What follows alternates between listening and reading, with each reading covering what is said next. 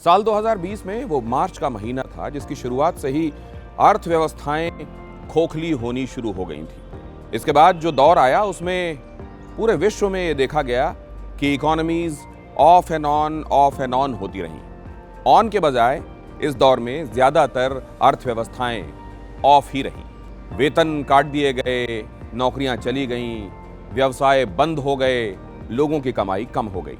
अर्थव्यवस्थाएं असल में एक बड़ा इकोनॉमिक डिस्ट्रक्शन था और इसकी तबाही एक बड़े मेडिकल सुनामी से आई थी। इस बुरे सपने को शुरू हुए अब लगभग 2 वर्ष बीत चुके हैं।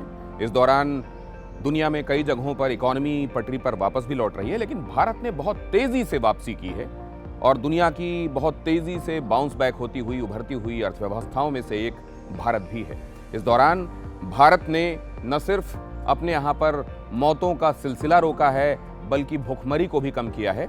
और वर्ल्ड बैंक की एक रिपोर्ट बताती है अत्यधिक गरीबी इस दौरान अब आधे से भी कम हो गई है। तो भारत की इकोनॉमी बहुत तेजी के साथ बाउंस बैक कर रही है, लेकिन ऐसा होना तो नहीं चाहिए था। भारतीय अर्थव्यवस्था को तो सफाया हो जाना चाहिए था, क्योंकि बिजनेस स्कूल के बड़े बड़े बादशाहों और कई कथित बड़े अर्थशास्त्रियों ने तो भारत का जो इकोनॉमी का मॉडल है, प्रधानमंत्री नरेंद्र मोदी का मॉडल, उसको तो खारिज कर दिया था, क्योंकि वो कथित अर्थशास्त्री और बिजनेस ब्रेन ये कह रहे थे कि उपभोग आधारित अर्थव्यवस्था को बढ़ावा दिया जाए, जिसमें सिस्टम में ज्यादा से ज्यादा नकदी फेंकी जाए।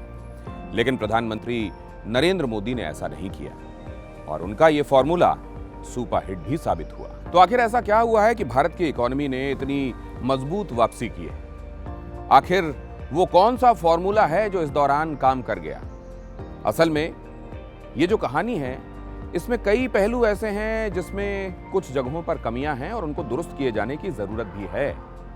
लेकिन इस पूरी स्टोरी में जो मजबूत पक्ष हैं वो अक्सर उतनी बातें उनके बारे में नहीं होती। जो दुरुस्त किए जा सकने वाली बातें हैं उनकी चर्चा ही नहीं, बहुत मुखर होकर चर्चा होती है, क्योंकि अच्छी कहानियां अक्सर बोरिंग होती हैं और अच्छी कहानियों को बहुत कम ही बहुत अच्छे ढंग से प्रस्तुत किया जा सकता है। लिहाजा नेगेटिविटी की चर्चा कई बार ओवर द टॉप की जाती है। बीते महीने एसोचैम के कार्यक्रम में केंद्रीय मंत्री अश्विनी वैष्णव ने भारत की इकोनॉमी के पुनरुत्थान और प्रभावशाली बाउंस बैक की कहानी को बहुत ही कारगर तरीके से लोगों के सामने रखा। आईआईटी और वॉर्टन से पढ़े हुए बेहतरीन टेक्नोक्रेट्स में से एक अश्विनी वैष्णव ने इस दौरान परत दर परत भारत सरकार की नीतियों और कार्य योजना को सामने रखा। हम केंद्रीय मंत्री अश्विनी वैष्णव के इस भाषण को आपको दोबारा जरूर सुनवाएंगे। उसके पीछे 2 वजह हैं। एक तो ये कि जो उनके आलोचक हैं वो अर्थशास्त्र के जानकार, जो अभी तक सरकार की नीतियों को खारिज करते रहे, ये कहते रहे कि ये कारगर नहीं होंगी, उस बारे में एक महत्वपूर्ण सरकारी ओहदे पर बैठा हुआ व्यक्ति क्या नजरिया रखता है, ये हमको फिर से जान लेना चाहिए। और दूसरे ये भी कि अगर ये बातें आप ध्यान से सुनेंगे जो उन्होंने कही हैं, तो मुमकिन है कि आपको अर्थव्यवस्था के मूल सिद्धांतों के विषय में एक क्रैश कोर्स जैसा भी मिल जाए। So, let's take a step back, go a couple of years back, sometime around this time when the first news of COVID from China came, Corona, Wuhan, we don't know what it is, what's going to be the scenario. The whole world was under a severe stress because something totally unexpected had hit, and the severity with which it had hit the global economy, the global supply chains, the cities, the communities, the families, it was like we don't know how to respond. Luckily in India we have a very strong leadership which is clear thinker, absolutely clear on where to go and fully focused on clear vision, clear execution. So we took certain steps. While the steps to manage COVID and contain further propagation of the virus were taken in a set, there was another parallel thinking going on, we knew that yes, the economy is going to take a big hit. So what should be our strategy for reviving the economy, saving the economy, and then getting onto a consistent growth path? So that is the story I wanted to share with all of you. It's a bit technical, but I would like to make it very, very simple language. There will be lots of numbers, but hopefully that will not make you fall asleep. So where were we at the end of fiscal 21, FY21? Basically, we were at a GDP nominal basis of about 198 trillion rupees. 198 lakh crore rupees. Lakh crore is trillion. So I'll consistently use trillion, that is easier to pronounce. So 198 trillion we were at that point of time. What is the structure of our economy? We are a emerging economy. We are a country where lots of things have to be built. We are a country where there is a huge population which can be put to productive use, but still we are an economy which is predominantly consumption driven. So this 198 trillion rupees economy, close to 116 trillion comes from consumption, which is about 59% of the GDP. 53 trillion comes out of investment, which is about only 27%. Where do we want to go? What have other countries like South Korea, China, Japan, Germany in its initial phase of growth? What did these countries do? Or US after the Great Depression, the Second World War period? What did they do? They raised the investment level to almost 40, 42, 45% for a very consistently long period of time. We were at 27% of investment. 27% of GDP as the investment. So the root cause of our economic issues was identified as a weak investment environment. Now, this thing, weak investment, has a tendency to feed into itself. How does it feed into itself? If there is a weak investment, then there are less jobs. Less jobs means less people have enough income to buy more things, put money in housing, put money in cars, put money in making sure that, okay, let me buy some extra shares, I've got some surplus income, let me buy some shares of this company. All those investment activities, they get truncated down, they get dissipated, they get attenuated. So with that as the cycle, it gets into a vicious downward spiral. So how do we get out of it? If the root cause is weak investment, then the solution has to be investment. Now where will the investment come from? Investment has to come either from private sector, all of us present here in this room, or government sector, people like me. So where would that government investment come from? Does the country's balance sheet, does the government balance sheet has that kind of capability? That was the question which was before all of us. So we analyzed the Government of India's balance sheet. What is Government of India's balance sheet at the end of fiscal 21? We had a liability, central government liabilities were about 112 trillion rupees. 112 lakh crore. Now that amount is close to 60% of GDP. 60% of GDP central government liabilities is a fairly comfortable position. All of you work in the, when you see your balance sheets, you will always look at your EBITDA to debt ratios or your DSCR and all those ratios you look. If you look at the country's balance sheet, a 60% central government liability, 60% of GDP as the central government liabilities is a very comfortable position. There are hundreds of other examples where even 95%, even more than 100% examples are there. And total public debt is 200% of GDP, 250% of GDP. Those examples are also existing. Very good, wealthy countries, healthy economies, they are also having that kind of scene.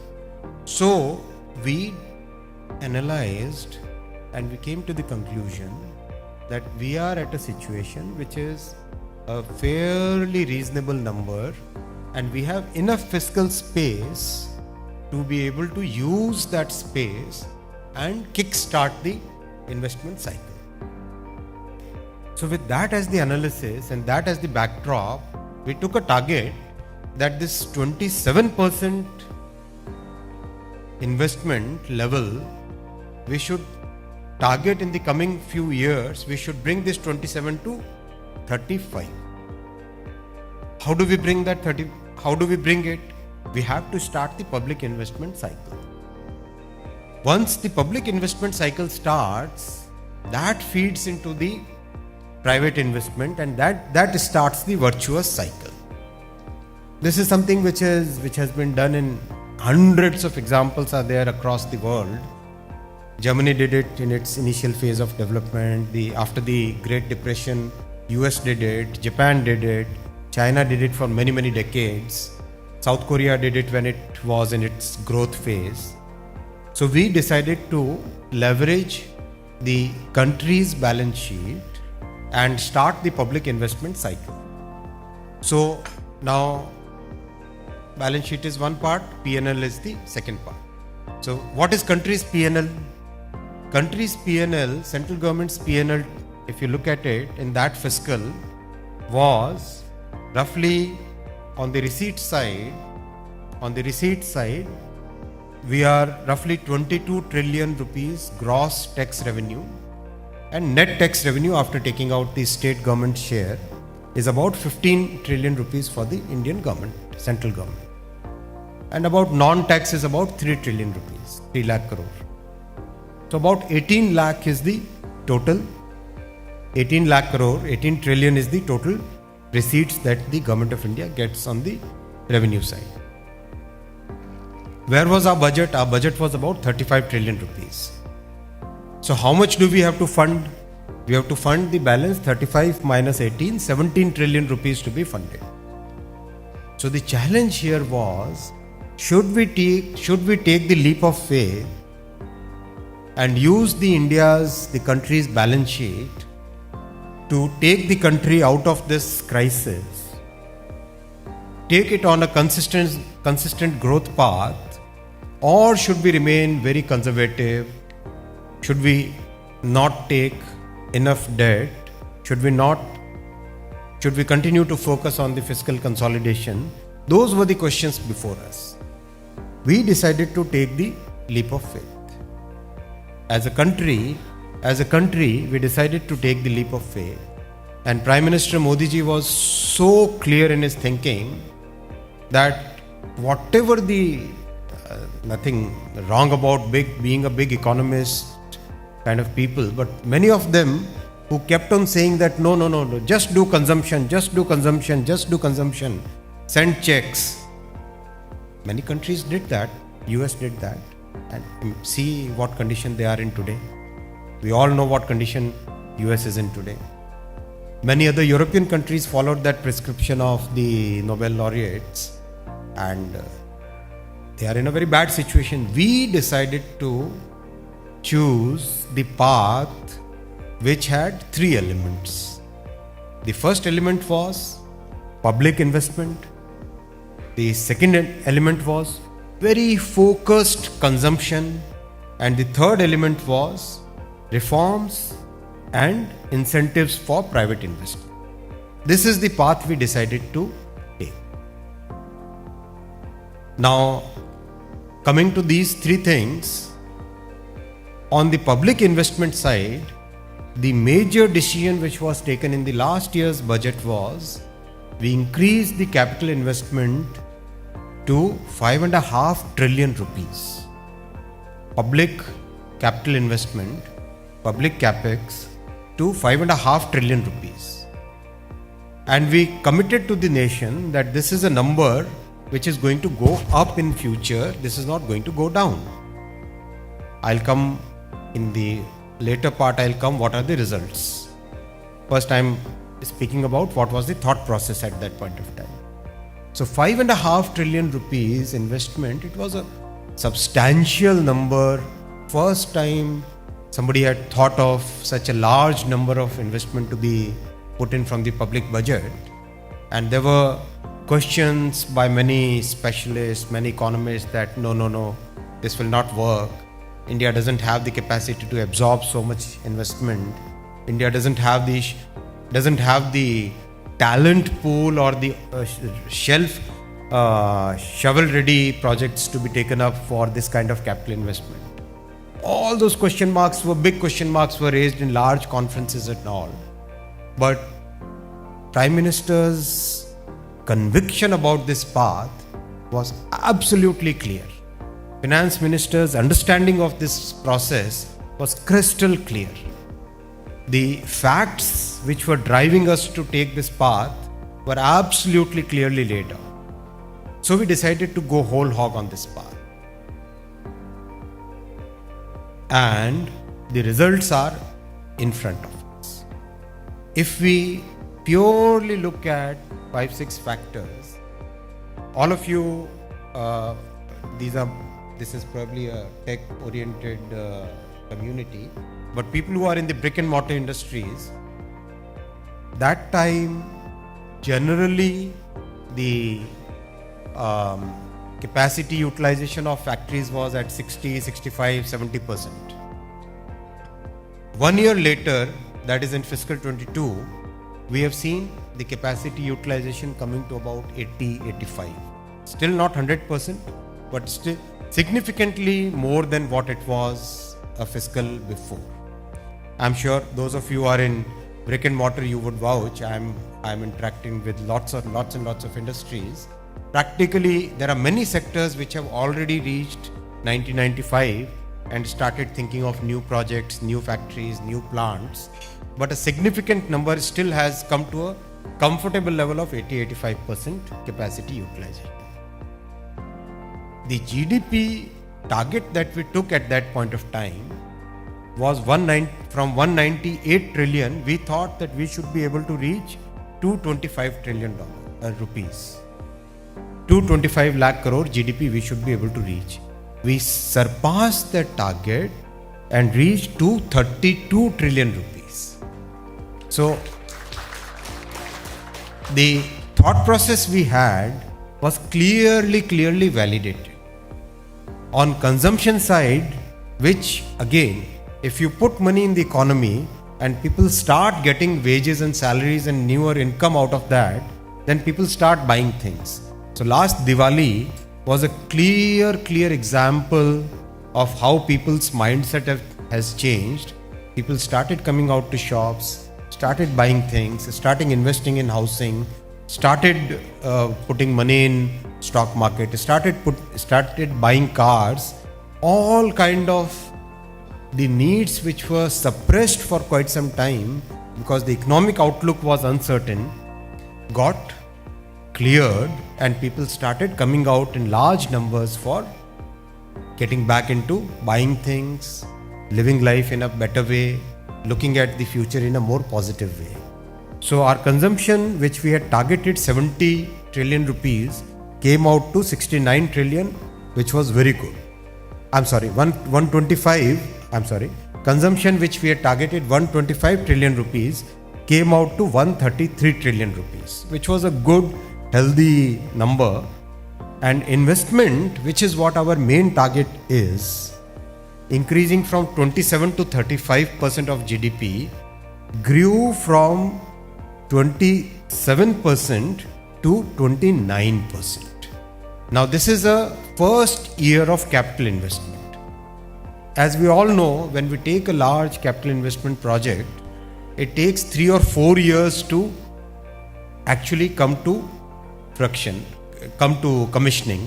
So it takes 3 or 4 years. So that cycle has started from 27, we have come to 29, and based on the success of our thought process, this year's budget, again, a record number of capital investment, record amount of capital investment has been budgeted. 7.5 trillion rupees. 7,50,000 crore rupees. It's a unheard of number in Indian economic history, and the results of last year's 5.5 lakh capital investment is now visible, and based on that we have taken a 7.5 lakh. So if we look at pure modeling point of view from this investment, 7.5 trillion rupees investment with a multiplier of a modest 3.6 means this will add to the Indian economy 22.5 trillion rupees, 3.5 times 22.5 trillion rupees it will add. Imagine how much of that will come to all of you. Entire amount goes into the industry, and the way our economy is structured, close to 60% of this, that is 13 trillion rupees, 13 lakh crore, will go to the MSME sector. That's the way our economy is structured. You take, let's say, for a classic example, a high-speed railway project, or a new railway line, or the Central Vista. Any project that we take goes through a cycle of close to 25 to 30 series of transactions. So let's say the high-speed railway project, right? So the viaduct construction is going on.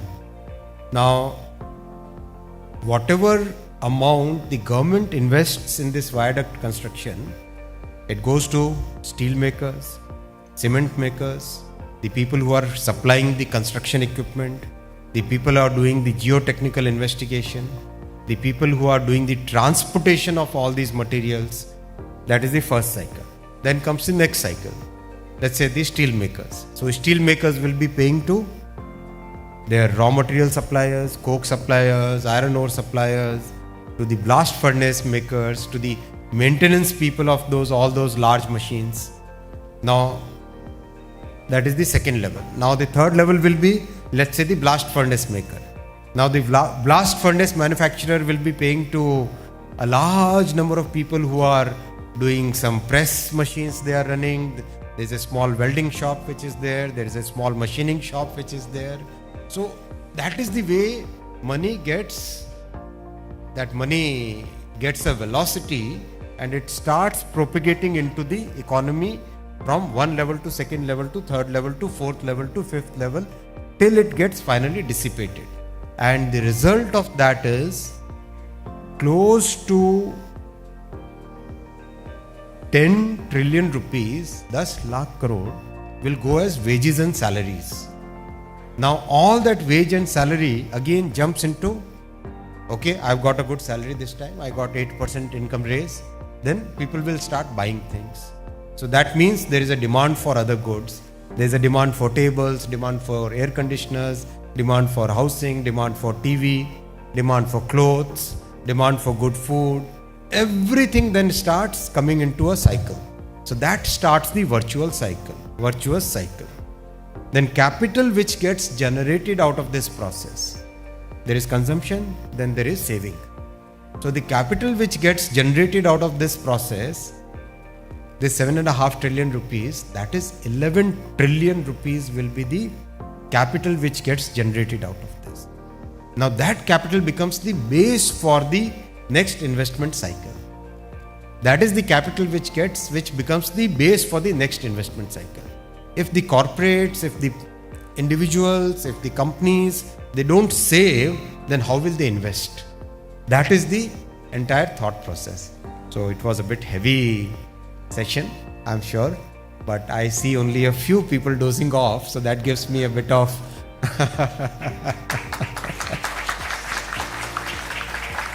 try to keep it very light, but it was heavy subject. So this is the way we decided on the public investment cycle. And on the focused consumption, which was the second element of our strategy, was Prime Minister said very clearly, इतनी भी तकलीफ हो, किसी को, किसी भी परिवार को, किसी भी व्यक्ति को भूखे नहीं सोना पड़ेगा. He take a very clear, you know him, he thinks very clearly and he decides very in a very focused way, देश भर में कहीं पर भी किसी को भूखे नहीं सोना पड़ना चाहिए. That's the way he decided, he thought, and he executed. 80 crore families, 80 crore families over last 2 years almost have been given free food grain all across the country.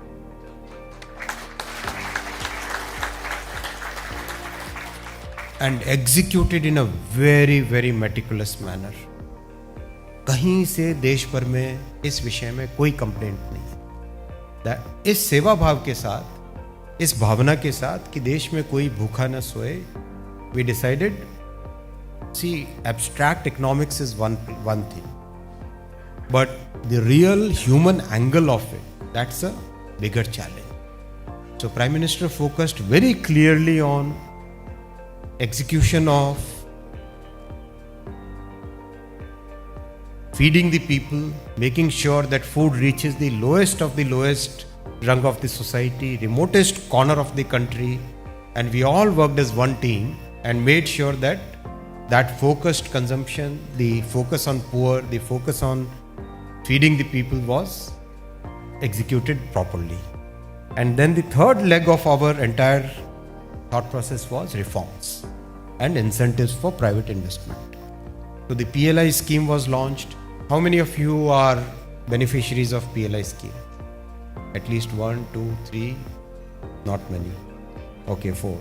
So I've interacted with many of the companies who have availed PLI, and it has made a significant difference. It has made a big difference, because the disadvantage that we have in our economy because of various factors, higher cost of logistics, the inefficiency in many processes, the compliance burden, all those things lead to a cost disadvantage, and PLI is supposed to meet that cost disadvantage. And the results are in front of us. Electronics manufacturing was nothing, a very small industry, and today it is $75 billion industry, growing at double-digit CAGR, clearly on the path to reach $250 billion in 5 years. So that's the benefit, that's the clear demonstration of success of the PLI scheme. Telecom sector, 35 companies have started manufacturing telecom equipment using the PLI, and we are becoming exporters, whereas few years back we were purely importers of almost all, everything electronic, everything telecom, and today we are exporters of that. And it's just the beginning. The growth has just started. The way growth will go is like this. That is the way growth will go.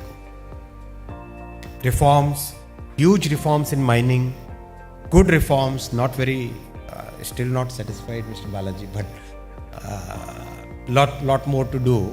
But good, significant reforms in telecom, significant reforms in removing compliances, close to 1,000 odd archaic laws have been removed, close to 35,000 odd compliances have been eliminated, and the results are there. This year the exports are touching $400 billion. It's a number which we had never thought in our country, but today exports are touching $400 billion. So, and the growth path is visible. So with these three as the big legs, the big directions of our thinking, the economy came out of a severely bad situation, of a big stress, once in a century stress, and today we are at a 8% plus growth rate. And I believe, I have a little bit of understanding of economics, we follow this capital investment strategy for 5-6 years more, we can grow at 8% consistently for next 20 years. And 8% growth next 20 years means every year close to 1.5 crore new employment, close to 30-35 lakh people coming out, 30-35 million people coming out of poverty line every year.